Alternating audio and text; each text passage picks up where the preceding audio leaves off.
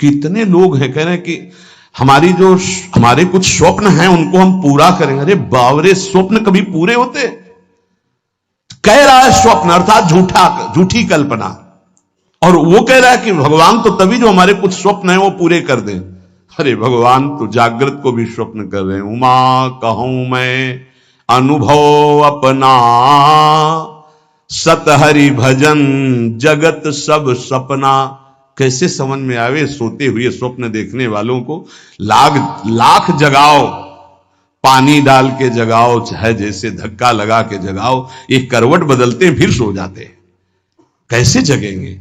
अच्छा, कुछ तो ऐसे हैं जो जग के सोने का नाटक कर रहे हैं, तो उनको तो जगाया ही नहीं जा रहा। जो असली में सो रहे हैं वो तो जग सकते हैं, लेकिन जो जग कर सोने का नाटक कर रहे हैं उनको जगाना बड़ा कठिन है। जाग जाओ भैया। देखो,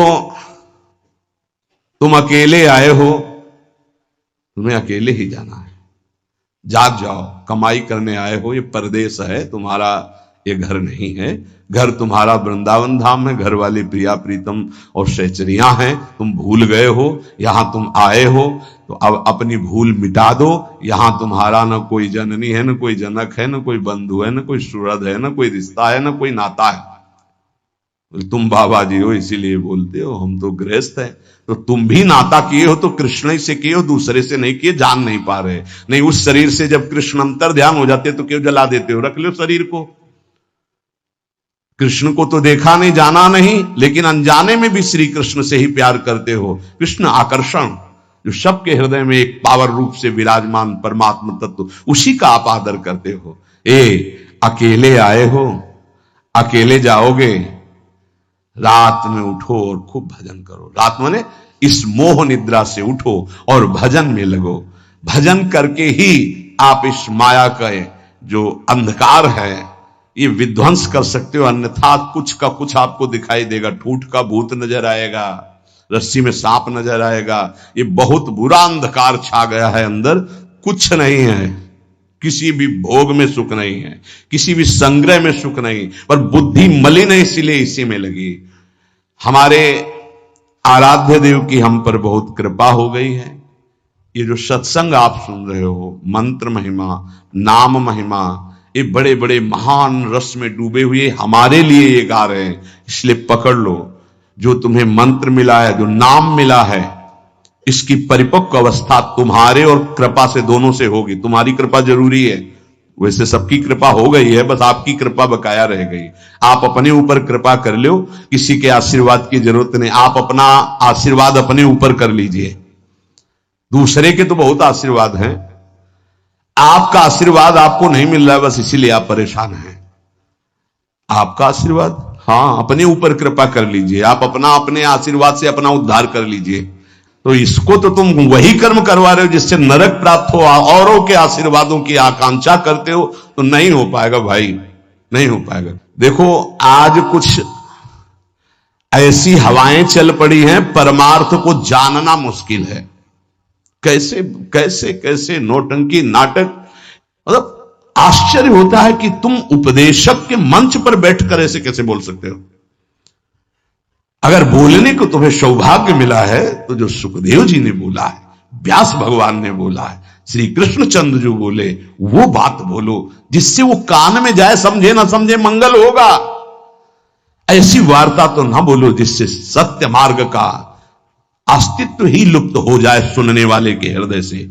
आज बहुत संकट में धीरे धीरे हमारे धर्म ग्रंथों का रहस्य पड़ता चला जा रहा है, क्योंकि इनके लिए जो हम मंत्र जाप करके बुद्धि पवित्र होती, सो अर्थ बता सके। नहीं तो केवल मनोरंजन रह गया कि सामने वाला केवल प्रसन्न हो जाए, इसके लिए शास्त्र रचे गए।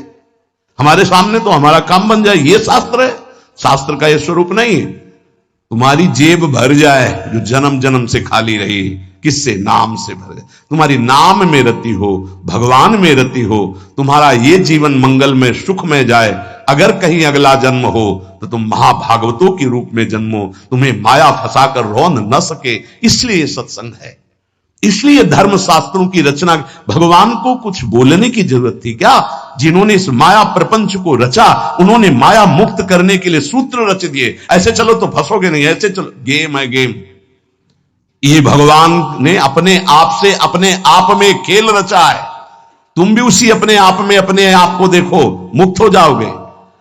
अब यहां केवल सामने वस्तुएं रखी हैं, केवल भोग सामग्री, केवल पद प्रतिष्ठा, केवल संसार का अस्तित्व, और यह संसार का अस्तित्व इन सबको मिटाने वाला है, और हम सजाने वाली बात करते हैं। बहुत बहुत अपने कानों को प्रायः बचा करके रखो। जहां सत्य मार्ग की चर्चा मिले तो सुनो, नहीं तो नाम जप करो, एकांत सेवन करो। ऐसी कोई बात मत सुनो जो नाम रूप लीला धाम से आपको विलग कर दे, नहीं तो जीवन की बड़ी भारी हानि हो जाएगी। और उपासक अपने आराध्य देव को सबके दर्शन से बचावे, ये बड़ी गूढ़ बात हम आपको कह रहे हैं। अब जब खुल करके जैसे यहां सेवा हो रही हो बात अलग है, जब उनका आदेश हो जाए, नहीं तो अपने आराध्य देव के दर्शन से, जैसे कहते हैं ना सबकी श्री जी, सबकी श्री जी नहीं है तो हमारी श्री जी है। हम चाहेंगे तो आपको दर्शन करने देंगे, अन्यथा नहीं करने देंगे, इस पे तुम्हारा अधिकार नहीं है। अपनी जो श्री जी है इस पे केवल अपना अधिकार है। पूज्यपाद शिवड़िया बाबा जी महाराज, परमात्मा सर्वव्यापी सबकी वस्तु है, पक्का, पर प्यारे लाड़िले प्रभु अपनी वस्तु हैं। जो हमारी पूजा में विराजमान, हम छूने दे ना छूने दे, पूजा करने दे ना करने दे, दर्शन करने दे ना करने दे, इसमें मेरा पूर्ण अधिकार है। ये सबकी वस्तु नहीं है, ये सिर्फ हमारे हैं। जैसे पृथ्वी पर सबका अधिकार है, लेकिन उस पृथ्वी में हमने मकान बना लिया, मेरा अधिकार घुसने दे ना घुसने दे, आने दे अंदर ना आने दे। पृथ्वी पर सबका अधिकार, परमात्मा पर सबका अधिकार है, लेकिन जो हमने प्रभु की सेवा विराजमान की, इस पर सिर्फ मेरा अधिकार है। हम चाहें तो तुम छू लो, हम चाहें तो तुम देख लो, नहीं पर्दा लगा देंगे। ये तुम नहीं कह सकते कि खोलो श्री जी सबकी है, नहीं, सबकी श्री जी ढूंढो जाके, ये हमारी पर्सनल श्री जी है, ये हमारे पर्सनल ठाकुर है। जैसे पृथ्वी सबकी, मकान हमारा, जितने में हमारा मकान बन गया है, इसके अंदर आने दे तो हम आने दे, ना आने दे तो ना आने दे।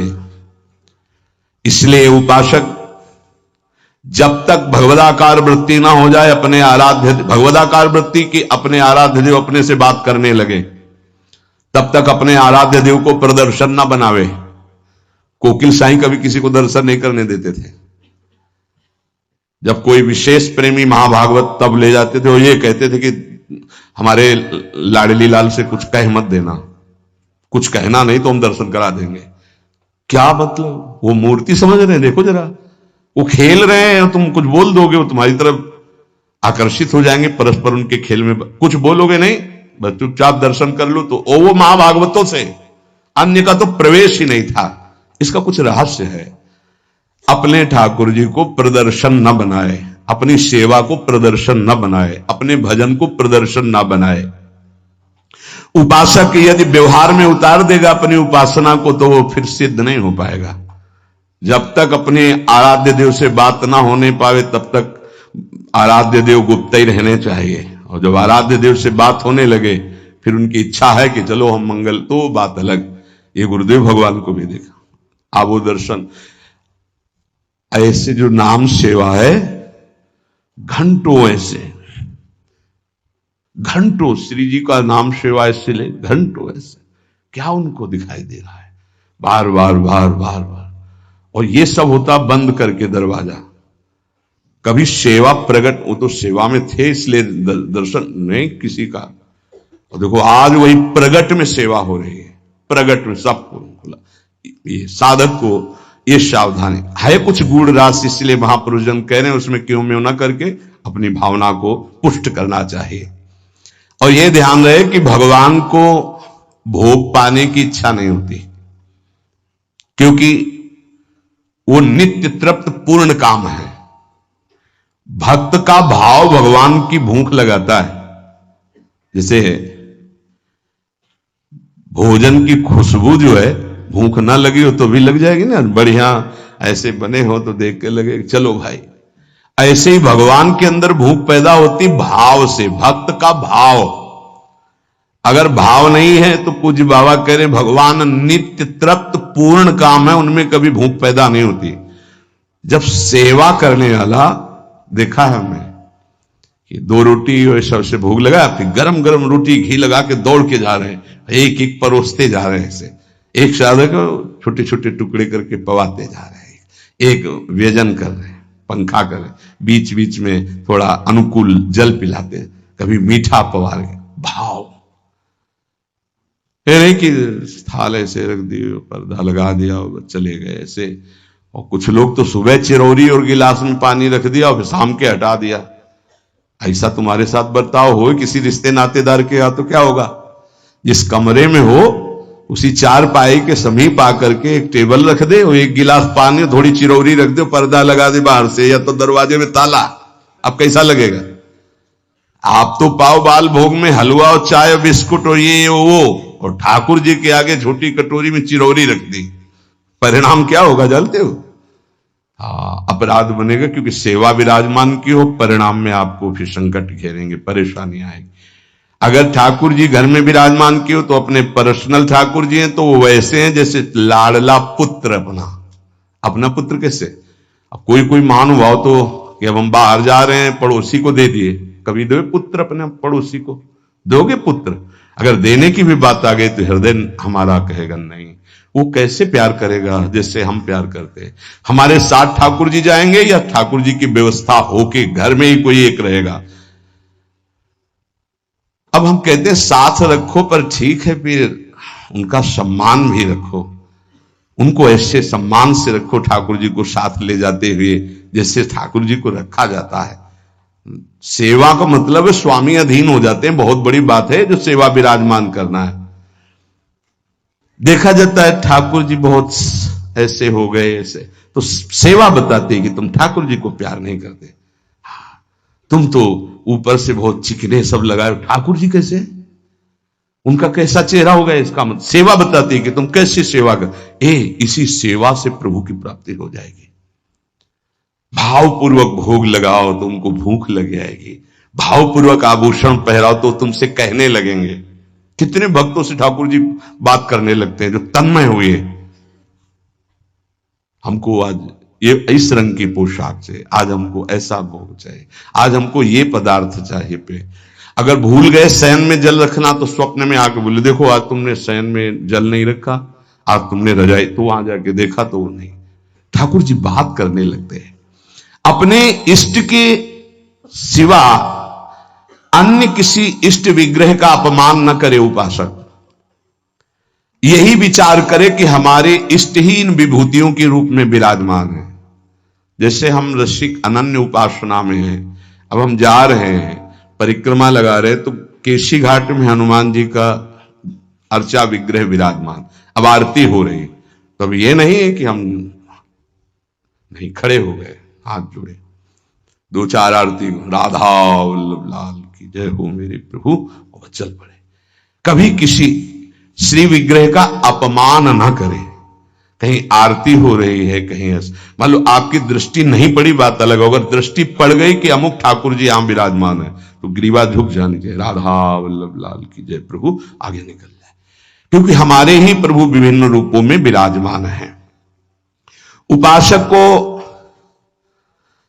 थोड़ा ज्ञान भी होना चाहिए इस बात का कि हम और हमारे प्रभु से हमारा क्या संबंध है। एक बार सभा में हनुमान जी से पूछा गया कि तुम प्रभु से क्या संबंध रखते हो, तुम ज्ञानी हो या भक्त हो, क्या कहोगे अपने आप को? 2 प्रश्न। प्रभु से क्या संबंध रखते हो, तुम ज्ञानी हो या भक्त हो? हनुमान जी ने विचार किया कि मैं प्रभु का सेवक हूं, तो सेवक का ज्ञानी कैसे हो सकता है? ज्ञान समुद्र प्रभु का। यदि मैं अपने को अज्ञानी कहता हूं तो मेरे प्रभु पर दोष आता है कि ज्ञान समुद्र प्रभु का सेवक अज्ञानी कैसे हो सकता है? हनुमान जी बोले शरीर दृष्टि से मैं भगवान का भक्त हूं, सेवक हूं, और ये हमारे स्वामी हैं।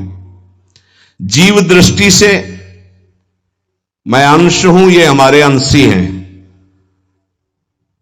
और तत्व दृष्टि से जो ये हैं वो यहां है।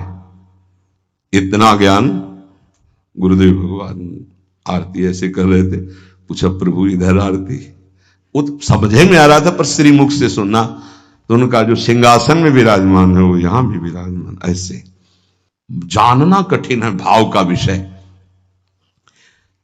भक्त को साधनावस्था में भले परिचय नहीं मिले, लेकिन सिद्धावस्था में परिचय मिल जाता है कि जो मंदिर में विराजमान वही यहां विराजमान है।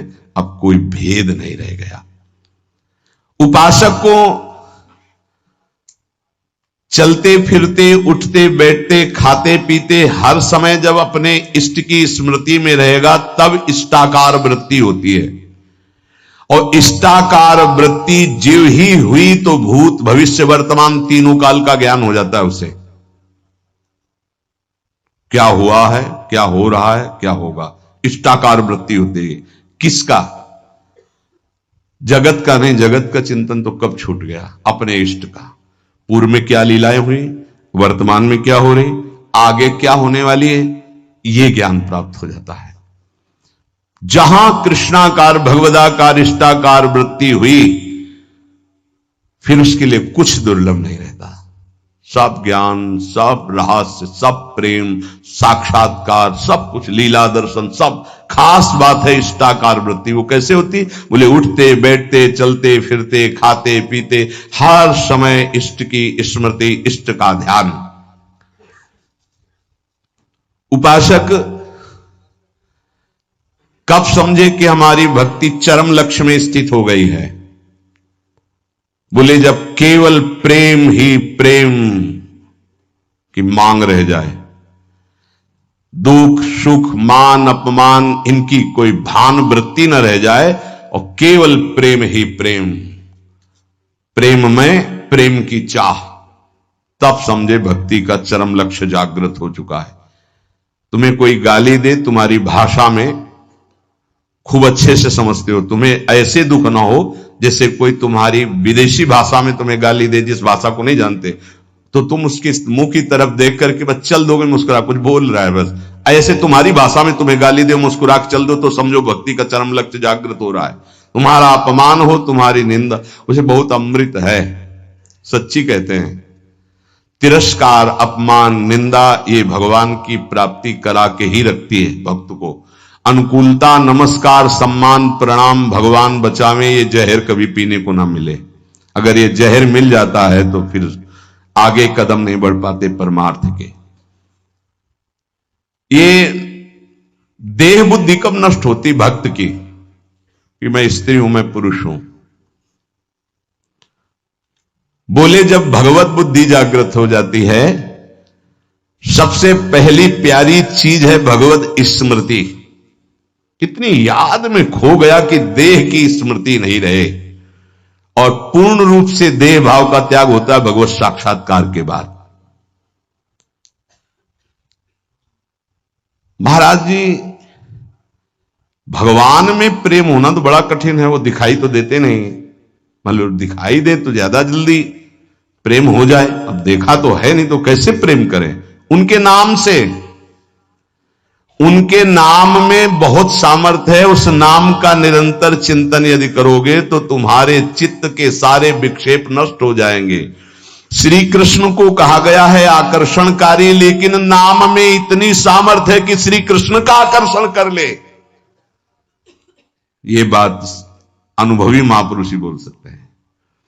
श्री कृष्ण का आकर्षण त्रिभुवन को आकर्षित किए, और नाम श्री कृष्ण का आकर्षण कर लेता है। इसलिए बिना देखे भी परम सिद्धि को वो प्राप्त होते हैं जो निरंतर नाम जप करते हैं। महाराज कहते हैं कि कृपावान ही भजन करता है। कृपा तो सब पे है, फिर सब भजन क्यों नहीं करते हैं? सब पर मोरी बराबर दया। महात्मा और भगवान की कृपा सबके ऊपर समान होती है। उत्तर, पर जो भगवान या महात्मा की आज्ञा का पालन करता है वही उस कृपा का पात्र बनकर कृपा को रोक पाता है, अन्यथा प्रवाह है, निकल गया। जो महात्मा या भगवान की आज्ञा में स्थित रहकर परिस्थिति के अनुसार ना चलकर उसमें अंतर ना आने दे, परिस्थिति के अनुसार, बोले दुखद परिस्थिति आई, भजन छूट गया, आज्ञा का पालन नहीं हो पा रहा, ऐसा नहीं। सुखद परिस्थिति आई, फूल गए, प्रभु को भूल गए उनकी ऐसा परिस्थिति के अनुसार नहीं। वो भगवत प्रसाद, वो महापुरुषों का प्रसाद प्राप्त करता है जो उनकी आज्ञा में पूर्णतया स्थित रहता है। ये महात्माओं की निंदा क्यों होती है? बड़े बड़े महात्माओं की ये निंदा क्यों होती है? जब इस कोटि के महापुरुष होते हैं तो उनकी निंदा संसार में के लोग क्यों करते हैं? दो स्वरूप हैं, एक है भक्ति, दूसरी है माया।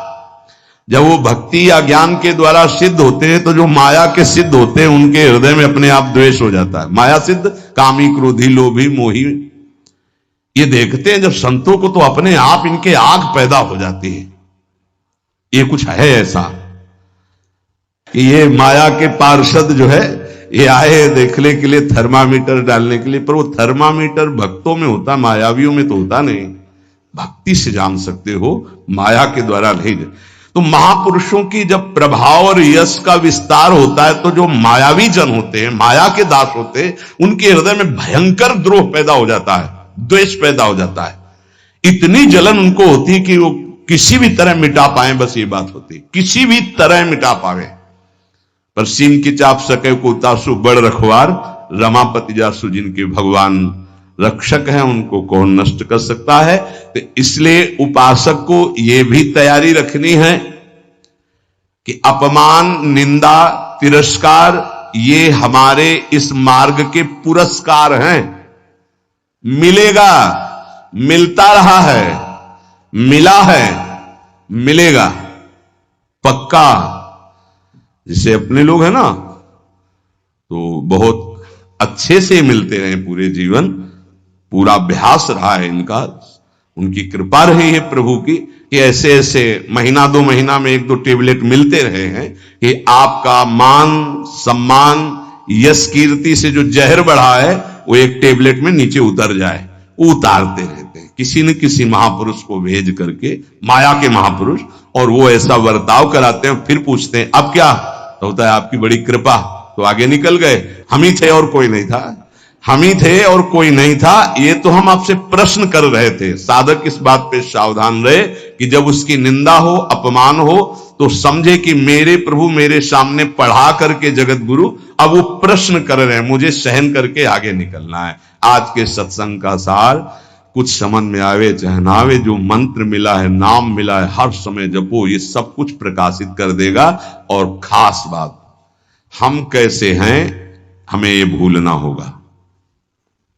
हमारी प्रिया जो कैसी, हमें ये याद रखना होगा।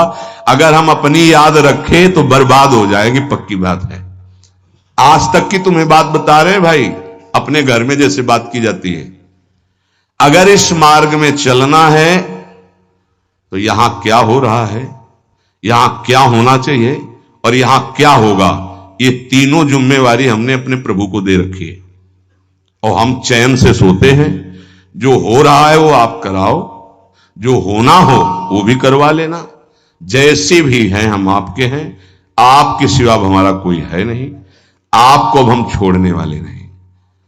पक्की ये हृदय में बैठा लो। इसलिए बार बार कह रहा हूं कि बहुत तूफान चलते हैं माया के, कभी दक्षिण वायु, कहीं उत्तराहरी उत्तर की, कभी पछियाव, कभी पूर्वैया।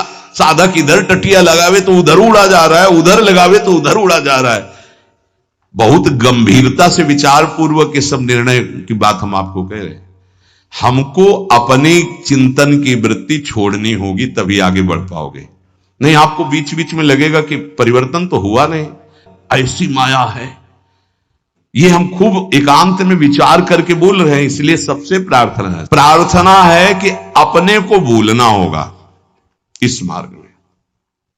अपने भक्ति मार्ग की बात कर रहा हूं।